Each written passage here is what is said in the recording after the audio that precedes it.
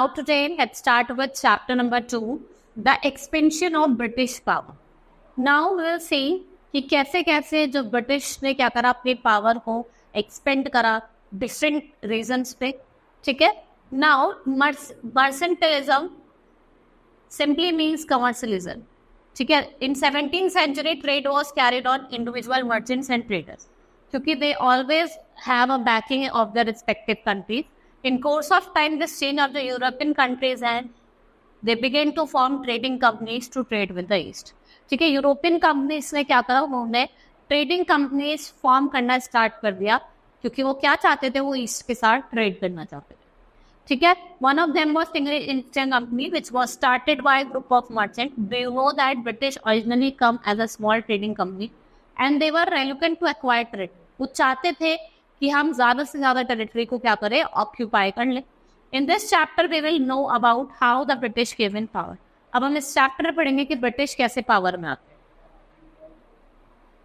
सबसे पहले क्या होता है, अराइवल होता है ट्रेडिंग कंपनी का. पोर्तुगीज सबसे पहले इंडिया में आते हैं. ठीक है. Now from 17th century onwards trading company Portugal और पोलैंड, इंग्लैंड, फ्रांस और डेनमार्क. ठीक है. ये क्या थी, कंपनी थी. इन्होंने क्या करा, अपना बेस सेटअप था इंडिया में. इन्होंने ट्रेडिंग सेंटर्स बनाए आपके different part of the country में, और स्पेशली इन्होंने कोस्टल एरिया बनाए. क्यों? क्योंकि वहां से ट्रेड करना इजी था, क्योंकि वो कोस्ट पे से क्या करते थे, जल्दी से क्या करते थे, चीजों को ले जा पाते. ठीक है. These centres were called factories. They were try to establish their power over each other और इंडियंस. देखो, ये जो सेंटर्स होते हैं फैक्ट्री कहा जाता था, और ये क्या करना चाहते थे, अपनी पावर को ऑल ओवर द इंडिया पे क्या करना चाहते थे, स्टैब्लिश करना चाहते थे. उसके बाद trade rivalry, presence of numerous trading company, buying of goods जैसे spices, cotton, silk, indigo and so led to intense. देखो भाई, सबसे पहले तो अलग अलग कंपनी आई, जैसे मैंने आपको बताया, पोर्तुगल आए, पोलैंड, इंग्लैंड, डेनमार्क और आपका फ्रांस. ठीक है. तो इनके बीच में एक रिवाइवल होने लगी, लड़ाई झगड़ा होने लगी थी. सब ट्रेड करना चाहते थे, किसमें, स्पाइसेस में, कॉटन में, सिल्क में, इंडिगो में. एंड क्या था, they were intense rivalry and all of them wanted to buy this good at low price in India. ठीक है. हर कोई क्या चाहता था कि हमें इट्स गुड्स को इंडिया में लो प्राइस पे खरीदे और अपने यहाँ हायर प्राइस पे प्रॉफिट में बेचे. ठीक है. The urge to secure market therefore led to fierce battle between the trading. फिर क्या हुआ, इसकी वजह से क्या हुआ, इन कंपनीज के बीच में क्या हो जाता है, बैटल हो जाता है.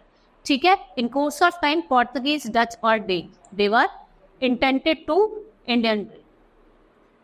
फिर आपका एंग्लो फ्रेंच रिवाइवरी होती है. The presence of two traditional rivalry, clash of trade interest between two led to series of war. और ये वॉर को हम क्या कहते हैं, कर्नाटिक वॉर्स. ठीक है. English and French clash thrice in the. देखो, 3 कर्नाटिक वॉर होते हैं इंडिया और किसके बीच में, फ्रांस के बीच में. 20 years लेते हैं आफ्टर दिस, जब French sees we are strong political force in India and they was very clever. और उन्होंने क्या करा, British power in India establish करी. उसके बाद इंग्लिश ईस्ट इंडिया कंपनी आती है. ठीक है. इंग्लिश एक सुप्रीम नेवल पावर बने यूरोप में. इन्होंने स्पेनिश अरमाडा का क्या करा, डिफीट करा 1588 में, और ये एनेक्सियस हो गए, और इन्होंने एशियन कंट्री के साथ क्या करा, ट्रेड करना स्टार्ट कर दिया. इन्होंने क्या करा, ट्रेड करा ईस्ट के साथ, और उन्होंने अपनी कंपनी का नाम दिया ईस्ट इंडिया कंपनी. फिर जो एम्बेसडर थे James one, whose name was Hawkins. फिर 1600 में क्या होता है, ईस्ट इंडिया कंपनी ने चार्टर दिया from the ruler of England, Queen Elizabeth ने. और उन्होंने क्या करा, उन्होंने सोल राइट दे दी ईस्ट को ट्रेड करने की, कि आप जब तक चाहे जब तक ट्रेड कर सकते हैं. किसने दी, क्वीन एलिजाबेथ ने. With this charter, the company could venture across the ocean, look for new land, which he could buy goods at cheaper price. और उसको क्या करेगा, दोबारा से यूरोप ले जाए और प्रॉफिट में बेचेगा. तो वो अलग अलग लैंड पे जाके इस चीज को ढूंढने लगे. But the royal charter could not prevent other European powers from entering the eastern market. ठीक है. और इस जो उन्होंने चार्टर दिया था, उससे दूसरा कोई तो मार्केट में आ नहीं सकता. Before reaching of the England ship, the Portuguese has already established their presence in the western coast. देखो, जैसे ही आप देखते हैं कि इंग्लैंड की शिप जाती है, उससे पहले ही पोर्तुगीज अपना वेस्ट पे दबदबा बना चुके थे. ठीक है. और उन्होंने क्या करा था, इंडियन ओशन को क्रॉस कर लिया था. The problem was that all companies were interested in buying same thing. सबसे बड़ी प्रॉब्लम जो थी वो थी कि सबको एक ही गुड बाय करना, ठीक है। और पोर्तुगीज जो थे, जो सबसे पहले आए थे, वो कौन थे? Vasco D gamma. और वो 3 बार इंडिया विजिट करते हैं, ठीक है। 3 बार वो क्या करते हैं? इंडिया विजिट करते हैं। Competition among the European companies inevitably pushed up the prices at which these goods could be purchased. और इसमें क्या हुआ भाई? सबसे पहली बात है, आप भी हैं, कोई मार्केट में जब देखेगा ज्यादा लोग खरीदने वाले हैं तो पैसे बढ़ा देता है, ठीक है। तो प्राइसेस बढ़ गए, जिससे क्या होता है, जो प्रॉफिट वो कमाते थे वहां से वो कम हो गई, ठीक है। Therefore led to fierce battle between the trading companies. उसके बाद क्या हुआ? एक बैटल, इनके बीच में बैटल होने लगा। इन्होंने अपने सेटलमेंट्स को फोर्टिफाई करा and they carried on profitable trade, जिससे क्या हुआ? इंटेंस कॉन्फ्लिक्ट हुई with local rulers. Now the British in Bengal. अब नाउ जो ambassador of King James I है, हुज नेम वाज हॉकिंस, उसको फरमान मिला मुगल एम्परर जहांगीर से कि आप अपनी फैक्ट्री बना सकते हो सूरत, मतलब उसको राइट मिल गया फैक्ट्री बनाने का। कहाँ पे? सूरत। और किसने दिया? जहांगीर ने दिया, ठीक है। 1609 में due to introduce by the Portuguese, farman was withdraw, ठीक है। भाई पोर्तुगीज ने इंट्रोड्यूस करा, बहुत ज्यादा डिस्टर्बेंस करा, तो फरमान को विथड्रॉ कर लिया गया मुगल एम्परर के through. But they defeated Portuguese in 1612 and got permission. फिर उन्होंने क्या करा? 1612 में पोर्तुगीज को डिफीट करा और दोबारा से वापस वो फरमान ले लिया, ठीक है। उन्होंने क्या करा? फैक्ट्री सेटअप कर ली। 1650 में English ambassador Saint Thomas Roy, उनको परमिशन मिली, जो सर थॉमस रॉय थे उनको परमिशन मिली कि आप और फैक्ट्रीज भी स्टैब्लिश कर सकते हो आगरा, अहमदाबाद और भरूच। एंड द कंडीशन, भाई उसमें कुछ कंडीशन भी थी। कंडीशन क्या थी? आप फैक्ट्रीज को ओपन करोगे साउथ में, जो मोर फेवरेबल थी। There was no strong government to face, क्योंकि वहाँ पे ज्यादा स्ट्रॉन्ग गवर्नमेंट नहीं थी जो आपको फेस करनी पड़ी। फिर 1639 में English East India Company establish city of Madras on the piece of land from the raja of Chandranagari in eastern, ठीक है। वो एक सिटी बनाते हैं, city of Madras. Now here they build fort name Saint George around the factory, और जो factory बनाते हैं उसके आसपास वो एक फोर्ट बनाते हैं जिसका नाम है सेंट जॉर्ज फोर्ट। 1650 में कंपनी को परमिशन मिली कि वो ट्रेड कर सकते हैं बंगाल में भी, तो उन्होंने जो अपनी फैक्ट्रीज है वो हुगली और वहाँ पे जो अदर प्लेसेज है वहाँ पे बनाने शुरू करी। Charter second king of England, उन्होंने परमिशन दी कंपनी को 1661 में कि आप इशू भी कर सकते हो कॉइन को, फोर्ट्स भी बना सकते हो, आर्मी भी मेंटेन कर सकते हो, और टू डिक्लेयर वॉर और peace according to the circumstances, ठीक है। सर्कमस्टेंसेस के हिसाब से आप वॉर भी डिक्लेयर कर सकते हो, ठीक है, और पीस भी डिक्लेयर कर सकते हो। फर्दर क्या हुआ? 1689 में company develop 3 villages into city in Bengal. कौन कौन सी थी? सुल्तानाती, ठीक है, ये आपको इसमें दी नहीं है, ठीक है। तो 3 सिटीज थी और 4th village around the factory. 2 years later bribed Mughal official into giving the company the right of 3 years। Kalikata which was later grown to a city Calcutta, ठीक है। सुल्तानाती था एक, ठीक है। और Mughal emperor Aurangzeb to issue a farman granted the company right to trade to tax. फिर उन्होंने क्या कहा कि औरंगजेब ने क्या करा? राइट दे दिया, मतलब फरमान दे दिया कंपनी को कि आप ट्रेड करोगे वो भी ड्यूटी फ्री, आपको कोई पैसा नहीं देना। फिर कॉन्क्वेस्ट हुआ, conquest to Bengal. Early 18th century में conflict between company and nawab of Bengal was increase. After the decline of Mughal, Bengal was ruled by independent ruler. क्या बंगाल को किसने रूल करा? इंडिपेंडेंट रूलर ने। Khan ruled Bengal Orissa efficiently from 1740। He understood the real intention of British and kept them under the check. उसको समझना आ गया था कि जो असली इंटेंशन ब्रिटिशर्स का क्या है। They were not allowed to fortify their settlement. In 1756, Ali Wardi Khan died and Siraj-ud-Dौla, the son of the youngest daughter थे, वो क्या बन गए? नवाब ऑफ बंगाल बन गए। और उनके जो रिलेटिव्स थे वो उनको बहुत डिसलाइक करते थे, इसलिए उन्होंने प्लान करा कि वो उनको ओवरथ्रो करेंगे। तो ब्रिटिश ने ट्राई करा टू एक्सप्लॉइट द सिचुएशन, उन्होंने इस चीज़ का फायदा उठाया and gain from this instability, और इससे उन्होंने क्या करा? जीत पाई। Now as soon as Sirajuddaula become the nawab, there were frequent conflicts in English merchant.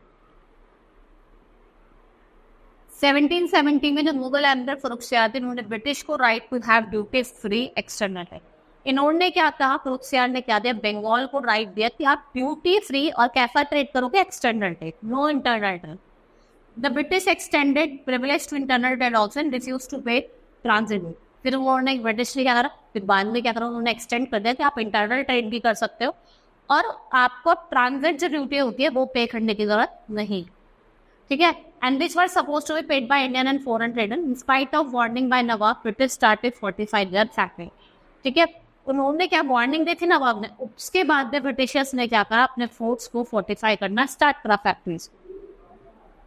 Annoyed by this, and Surajudaulah attacked Qasim Bazaar and English factory and captured Kolkata। भाई इस चीज को देख के सुराजुद्दौला बहुत गुस्सा हुए, उनको बहुत गुस्सा आया, उन्होंने कासिम बाजार और इंग्लिश फैक्ट्री पर अटैक करा और कोलकाता को कैप्चर कर लिया। As the attack was unaccepted, many English officers saved their lives by taking shelter at Futa across river Ganga। Some died due to suffocation, which was confined in a salt। क्योंकि वो क्या कर रहा था भाई, पता तो था नहीं, तो वो एक डंगन जो होता है गुफा में दुपट्टा, उसके सफोकेशन से बहुत सारे सोल्जर्स मर भी गए। इस इंसिडेंट को क्या कहा जाता है, black hole tragedy. Robert Clive was sent to Madras along with admiral Watson and his fleet. उन्होंने क्या करा, रिकैप्चर कर लिया कोलकाता को in 1757। Surajuddaula signed a treaty with Clive. उन्होंने क्या करा, क्लाइव के साथ, रॉबर्ट क्लाइव के साथ ट्रीटी साइन करते हैं कि British go back their possession as well as right to trade freely, कि ब्रिटिश वापस चले जाएंगे, उनको इतना ट्रेड करने की राइट दो।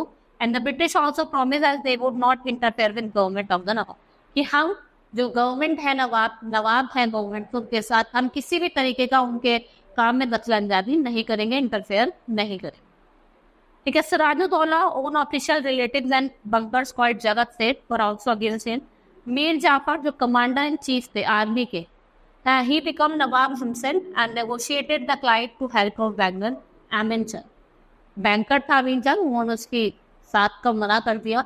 And Clive signed a treaty with Mir Jafar. Clive promise to make Mir Jafar the nawab of Bengal. अगर हम आपको कंसेशन देंगे तो आपको मीर जाफर को नवाब बनाना पड़ेगा, कहाँ का, बंगाल। उसके बाद 1757 में फर्स्ट बैटल ऑफ प्लासी हो जाता है, बैटल ऑफ प्लासी हो जाता है, जो आर्मी से Sirajuddaula British met at Plassey. और कब हुआ, 23 जून 1757। ब्रिटिश फोर्सेस में कौन थे, आपके लॉर्ड रॉबर्ट क्लाइव थे। Clive march towards Murshidabad, capital of Sirajuddaula, with small army, इसमें 800 यूरोपियन सोल्जर्स थे, 2000 इंडियन सिपाहीज थे और 10 गन्स थे। और जो सिराजुद्दौला वो भी अपनी आर्मी के साथ थे, जिसमें 70,000 मैन थे, 50 गन्स थी, और वो भी कैपिटल पे जाते हैं। And it was an unequal, वो कैसे थे, अनइक्वल फाइट थे, क्योंकि दोनों आर्मी मिली तो प्लासी पे थी, लेकिन जो ट्रेटर था Mir Jafar took no part in the battle but stood aloof with the major part of the army. पर लेकिन मीर जाफर ने कोई पार्ट नहीं लिया, वो खड़ा रहा और सिराजुद्दौला को डिफीट कर दिया। He was captured and put to death and British made Mir Jafar the nawab of Bengal. फिर ब्रिटिश ने क्या करा, मीर जाफर को क्या बना दिया, नवाब ऑफ बंगाल। सिराजुद्दौला मर गए। बैटल ऑफ प्लासी जो था एक important landmark history of India में। It mark the establishment of British rule in India. ये किसको बताता है, ब्रिटिश रूल बताता है इंडिया को। British got foothold from there, they were eventually conquered whole India. British power was now firmly established in Bengal. जो British power थी वो एस्टैब्लिश हुई बंगाल में। As a result of this battle, British were firmly established in India due to the reason that battle of Plassey brought an important change in the position of East India Company. Battle of Plassey से क्या हुआ, एक important change आया आपके East India company की position, ठीक है। Now it become a political power to in the country, ठीक है। ट्रेडिंग के साथ साथ वो एक पॉलिटिकल पावर में भी डेवलप हो गई, ठीक है। Now revenue from India could finance company expenses. Revenue could be used to purchase cotton, silk and textile. जो आप रेवेन्यू है उसको आप यूज कर सकते हो सिल्क, टेक्सटाइल या कॉटन को परचेज करने में। आप कॉस्ट को मीट कर सकते हो बिल्डिंग की, फोर्ट की, ऑफिसेस। उसके बाद बैटल ऑफ बक्सर होता है 1764 में। उसमें क्या होता है, कंबाइंड फोर्सेस मीर कासिम की, सुजाउद्दौला की और एम्परर शाह आलम की, वो ब्रिटिश के अगेंस्ट मार्च करते हैं 1764, ठीक है। ब्रिटिश फोर्सेस में मेजर मुनरो थे जो फेस करते हैं उन्हें। एक फियर्स बैटल हुई बक्सर में। जो कंबाइंड आर्मी थी इट वॉज बैडली डिफीटेड और मीर कासिम से वो भाग गया। तो नवाब ऑफ अबतसर सालमगन को सरेंडर कर लिया and the war came to end. और फिर बैटल ऑफ बक्सर एक डिसिसिव बैटल था हमारे इंडियन हिस्ट्री में। इसमें क्या हुआ था, weakness Indian army for expo. इससे पता चल गया था कि जो इंडिया की आर्मी है वो थोड़ी वीक है। Nawab of Awadh and Mughal emperor become dependent on English India Company. Total control of finance of the eastern provinces को किसको दे देगा? ब्रिटिश एम्पायर को, ठीक है। और वो अपना भी क्या कर सकते थे? नेक्स्ट राउंड क्या था? वो टेरिटोरियल एक्सपेंशन करते। Next is Bengal after Buxar. After the Battle of Buxar, the British became real master of Bengal and had become most powerful authority. ठीक है, जो ब्रिटिश क्या बने? वो मास्टर बने बंगाल के और सबसे पावरफुल अथॉरिटी बने। मिलिट्री जो थी वो इनके कंट्रोल में थी। Revenue began to be collected directly. Revenue को कौन कलेक्ट करता? डायरेक्टली उनके ऑफिशियल्स कलेक्ट कर रहे थे। The British has all power and income but no responsibility और अदर हैंड। उनके पास इनकम भी थी, पावर भी थी, लेकिन कोई रिस्पॉन्सिबिलिटी नहीं थी। This unique arrangement is generally known as dual or double government. और जो पीपल है बंगाल के वो इस सिस्टम से बहुत ज्यादा इफेक्ट, ठीक है। उसके बाद क्या होता है? Dual system of governance in Bengal ended. Dual system कब एंड हुआ? 1772 में। और Bengal was brought under the direct control. Bengal किसके कंट्रोल में आ गया? Direct under the control of company, ठीक है। Warren Hastings embarked as further expansion of British on India confluence। अब हम बात करेंगे रिजल्ट्स क्या थे बैटल ऑफ प्लासी और battle of Buxar. Both battle of Plassey and Buxar were won by English. दोनों कौन जीते थे? इंग्लिश। एंड बाय इंटीग्री, तलवार स्वॉर्ड से नहीं, अपने इंटीग्री से। Mir Jafar remained the nawab only name, but जो कंपनी ऑफिशियल्स थे got more than 30 million rupees from nawab. Mir Jafar conspiracy against Sirajuddaula proved disastrous. और ट्रीटी ऑफ इलाहाबाद जो सालम सेकंड मुगल एम्पर की थी, इसको दीवानी राइट मिले बंगाल, बिहार और उड़ीसा। इन्होंने रेवेन्यू भी कलेक्ट करा, उन्होंने नवाब को फिक्स सम ऑफ रुपीज भी पे करे 53 लाख। और जो मुगल एम्पर थे वो क्या बने? एक पेंशनर बने कंपनी, ठीक है। फिर अब बहुत सारे वॉर होते हैं मैसूर के साथ। लॉर्ड कॉर्नवालिस जो सक्सेसर थे हेस्टिंग के, ठीक है, इन्होंने फाउंडेशन करी predecessors when the company saw threat to its political और इकोनॉमिकल इंटरेस्ट। क्योंकि कंपनी किस में थी? थ्रेट में थी, पॉलिटिकली भी और इकोनॉमिकली। इन्होंने क्या करा? डायरेक्ट मिलिट्री कन्फ्रंटेशन करा। बैटल जो था टिप्पू सुल्तान के, वो इसका एग्जाम्पल। 1760 में क्या हुआ? हैदर अली किंग ऑफ मैसूर बने। बहुत एम्बिशियस रूलर थे। इसका माइंड में क्या था कि मुझे बहुत पावरफुल रूलर बनना है साउथ का। ये अपनी टेरिटरी को, अपनी पावर को एक्सपेंड करना चाहता था। और जो मराठास और ब्रिटिशर्स और निज़ाम है हैदराबाद के, वो जेलस थे हैदर अली, क्योंकि क्या कर रहा था? ग्रो कर रहा था, ठीक है। उसके बाद जो ईस्ट इंडिया कंपनी, उन्होंने अलायंस बनाई मराठा और निज़ाम ऑफ हैदराबाद के साथ कि वो हैदर अली को क्या करेंगे? क्रश करेंगे, ठीक है। तो during the next 32 years British fought war against Mysore. 42 years तक इन्होंने क्या करा? मैसूर के साथ लड़ाई करी। पहला बैटल होता है, फर्स्ट मैसूर वॉर होता है, जिसमें English company and its allies waged war against Hyder Ali. लेकिन Hyder Ali successfully defeated the joint forces. लेकिन इसमें क्या करता है? हैदर अली जॉइंट फोर्सेस को हरा देता है, ठीक है। Nizam and Marathas to his side by diplomacy, his son Tipu besides Madras. He appealed Hyder Ali for peace and treaty was signed in 1769 at Madras। और क्या थी? Neither of the parties gained any territory and two sides agreed to help each other। अगर कोई दूसरी power that is Maratha अगर हम पे attack करेंगे तो आप हमारी हेल्प करोगे, लेकिन वो ऐसा नहीं करता, वो धोखा दे देता है। फिर सेकेंड एंग्लो मैसूर वॉर होता है 1771 में। मराठा ने अटैक करा Hyder Ali. British did not come to his help. They promised, British ने उससे प्रॉमिस तो करा था, लेकिन वो हेल्प करने नहीं आई। जब सेकेंड बैटल हुआ तो Nizam of Maratha hence Hyder Ali got angry with the British. इसने कर्नाटक पे अटैक करा, ह्यूज आर्मी, और इन्हें क्या करा? जो उनकी कैपिटल थी आरकोट, उसको कैप्चर कर लिया, ठीक है। और but before the war came to end Hyder Ali fell ill and died of the son the Tipu. इसने वॉर को कंटिन्यू करा अल्टरनेटली। पेस हो गई थी दोनों रिवाइवरी के बीच में। और ट्रीटी ऑफ मैंगलोर साइन होती है 1784 में। कौन सी ट्रीटी होती है? 17 और 84 में। और सेकेंड मैसूर वॉर के बाद होती है, एंग्लो मैसूर वॉर के बाद। According to this two parties exchange their territory, ठीक है। और इन्होंने क्या था? जिसने जिसकी टेरिटरी दी थी वो उन्होंने एक्सचेंज कर। उसके बाद होता है आपका थर्ड मैसूर वॉर। इसमें टिप्पू जो ब्रेव वॉरियर थे and able general like his father, he was eager to expand his kingdom. वो चाहता था कि वो अपने किंगडम को एक्सपेंड करेगा, एस्टैब्लिश करा इसमें फ्रेंडली रिलेशन विद फ्रेंड, उनकी हेल्प ली। And British could not tolerate, लेकिन ब्रिटिश इस बात से खुश नहीं हुए, वो इस बात को टॉलरेट नहीं कर पाए. The British governor general Cornwallis made treaties with Nizam of Hyderabad और मराठा. ठीक है. और 1789 में जो टिप्पू सुल्तान थे उन्होंने त्रावणकोर स्टेट को क्या करा, अटैक करा. और टिप्पू चाहते थे कि वो स्टॉप कर सके पेपर का जो एक्सपोर्ट हो रहा था त्रावणकोर में टू यूरोप. त्रावणकोर से क्या हो रहा था, पेपर का एक्सपोर्ट हो रहा था. कहाँ हो रहा था, यूरोप में. सो लॉर्ड कॉर्नवालिस क्या करते हैं, with the help of Nizam and Maratha, वो अटैक करते हैं टिप्पू सुल्तान को 1790 में. और Tipu Sultan was defeated and compelled to make peace. और ये वॉर एंड हो जाता है. और थर्ड एंग्लो मैसूर के बाद होती है आपकी ट्रीटी ऑफ श्रीरंगपट्टनम. इसमें क्या हुआ था, जो Tipu made to surrender half of his territory, जो डिवाइड हुई थी among the British Nizam and Maratha. इसके बीच में तीनों के बीच में ब्रिटिश के निजाम के भी मराठा के भी.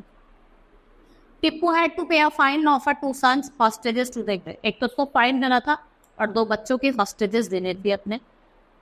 The war broke the power of Tipu and establish British position in the. उसके बाद क्या हुआ, टिप्पू तो हार गया और ब्रिटिश ने साउथ में अपनी पोजीशन कर ली. फिर होता है fourth Mysore war. Tipu did not give up hope. He again built up a large army and asked the France to side with him. And he began to recruit troops and soldiers. और उन्होंने French generals को भी अपनी army में क्या करा, train करा. ठीक है. इसलिए किसने कहा, फ्रेंच से कहा कि आप हमें ज्वाइन करिए. और जो लॉर्ड वेलेस्ली थे इंग्लिश गवर्नर जनरल, उन्होंने टिप्पू से कहा to accept subsidiary system, but Tipu refused. ठीक है. जो आपके लॉर्ड वेलेस्ली थे इंग्लिश के गवर्नर जनरल, उन्होंने कहा कि आप सब्सिडरी अलायंस को एक्सेप्ट करो, लेकिन टिप्पू ने उसको मानने से इनकार कर दिया, मना कर दिया.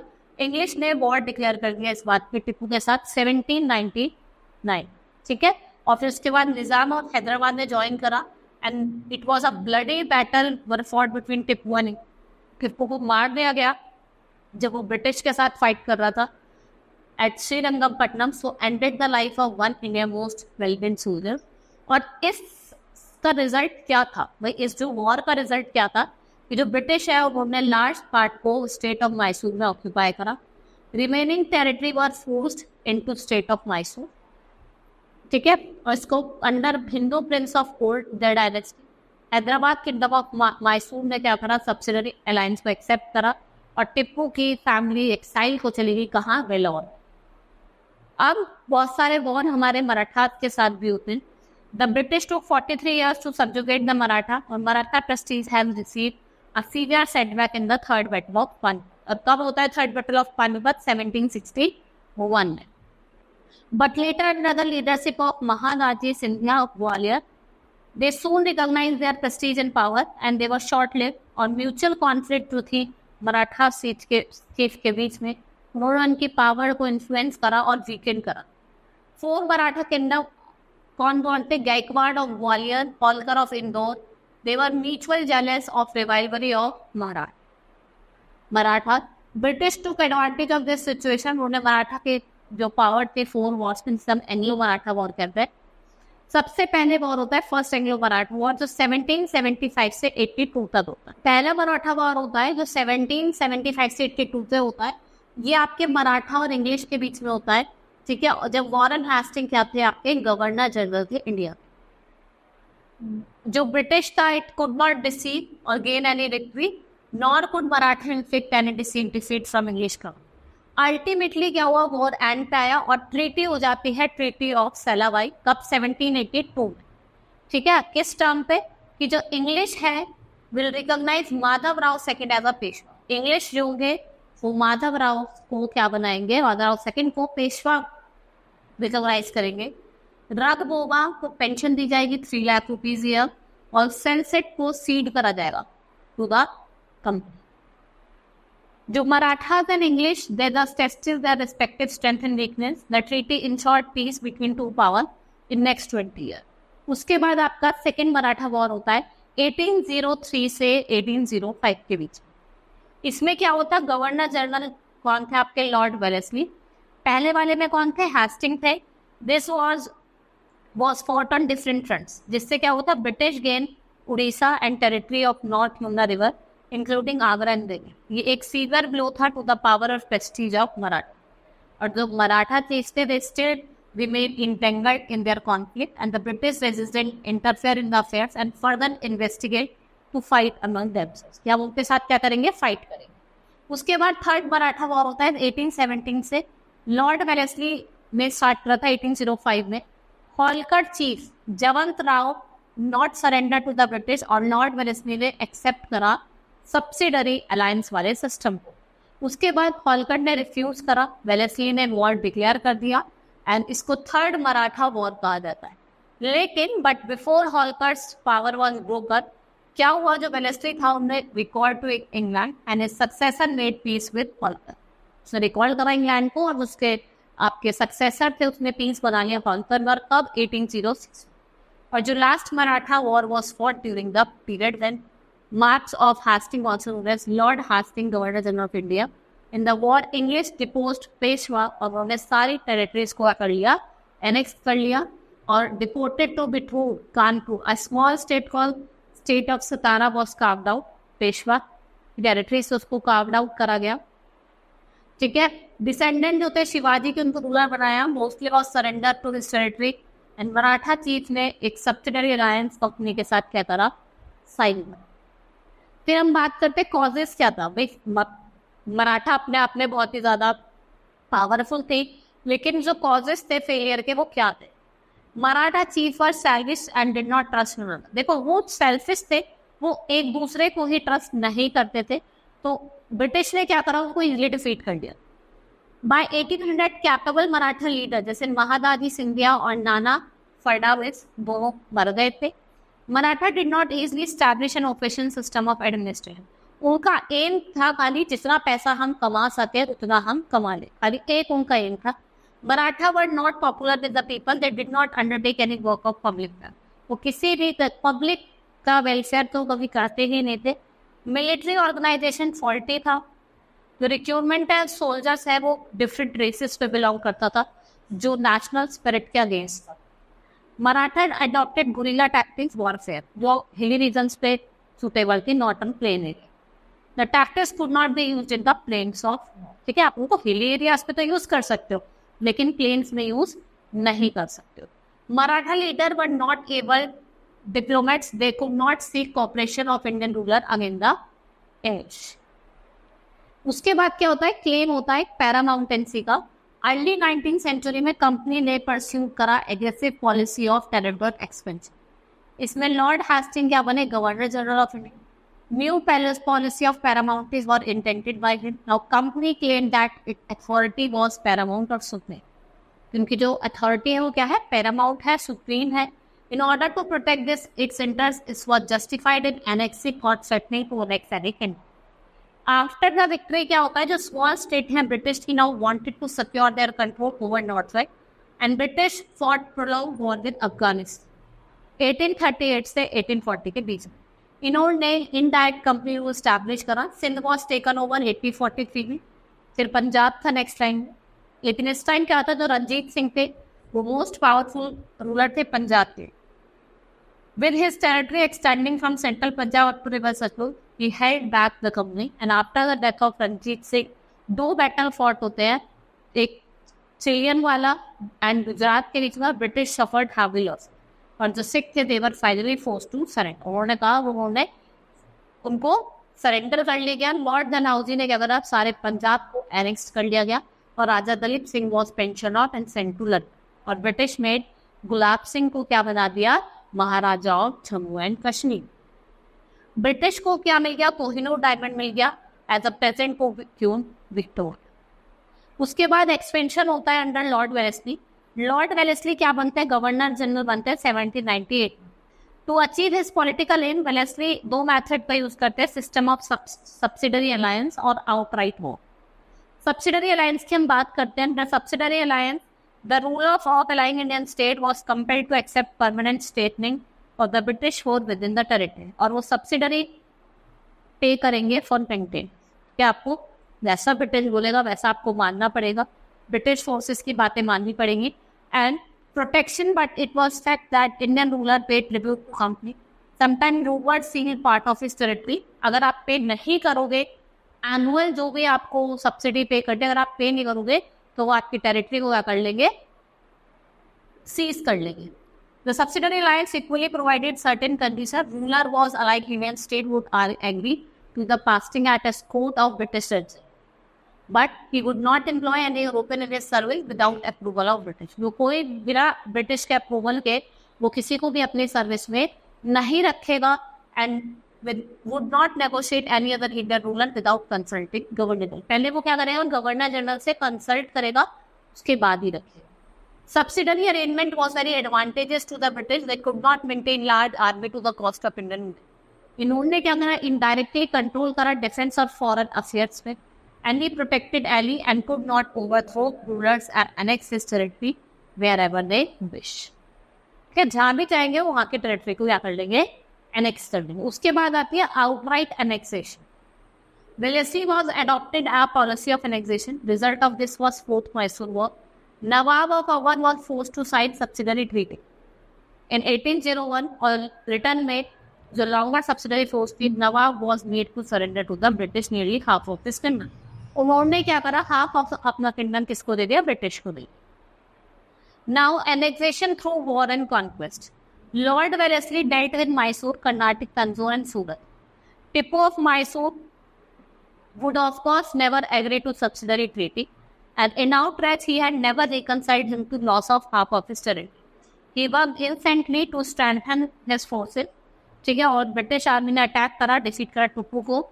इन द फियर्स बैटल और 1799 में during the course of fourth Anglo Mysore war, British ने अगर टिप्पू सुल्तान को डिफीट करा और Tipu died on 4 May 1799.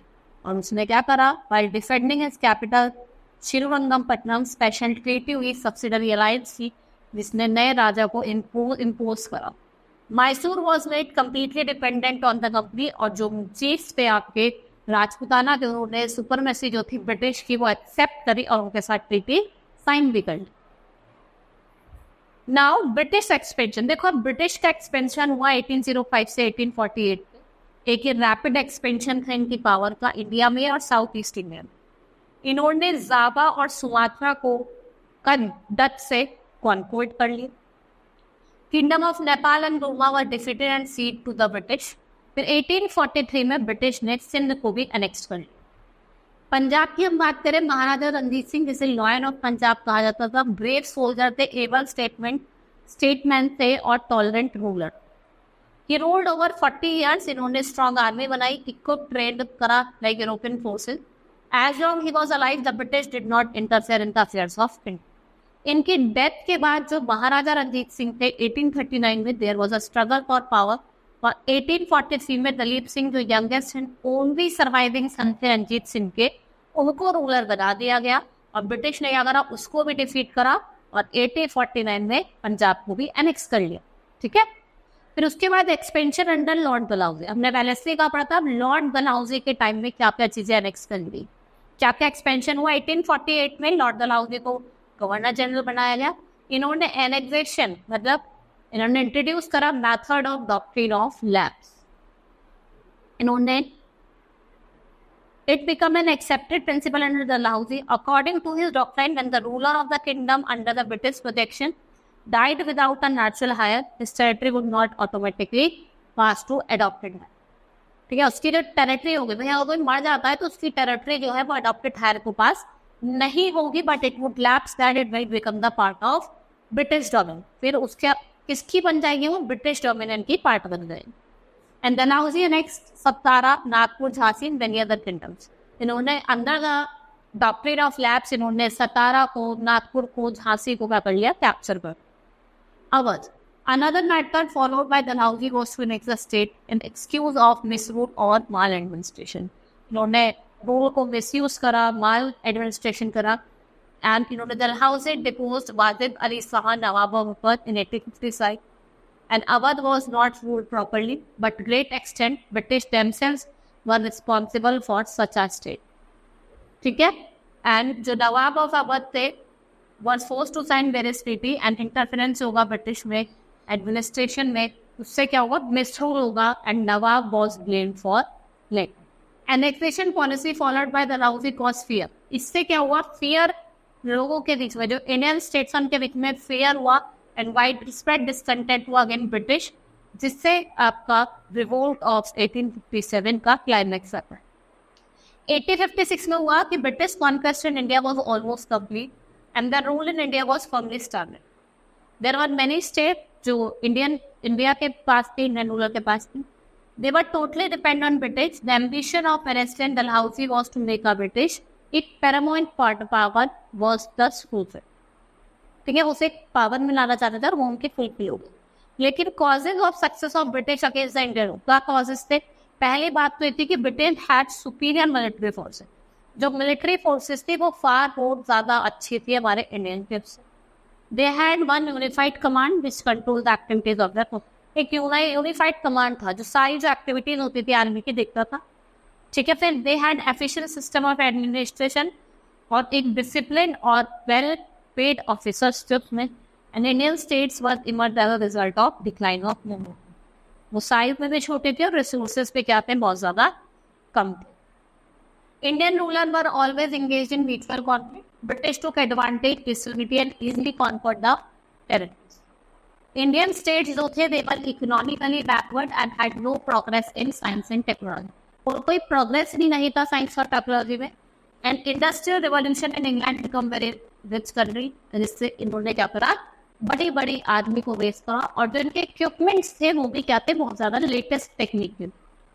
British has mastery over the sea, it was great naval power। Factory also helped to overpower Indian state। उनकी factories ने इनके बहुत ज्यादा हेल्प करी जिससे उन्होंने क्या करा, इंडियन स्टेट्स को ओवर पावर। ठीक है, hope you understood the chapter. That's all for today, thank you.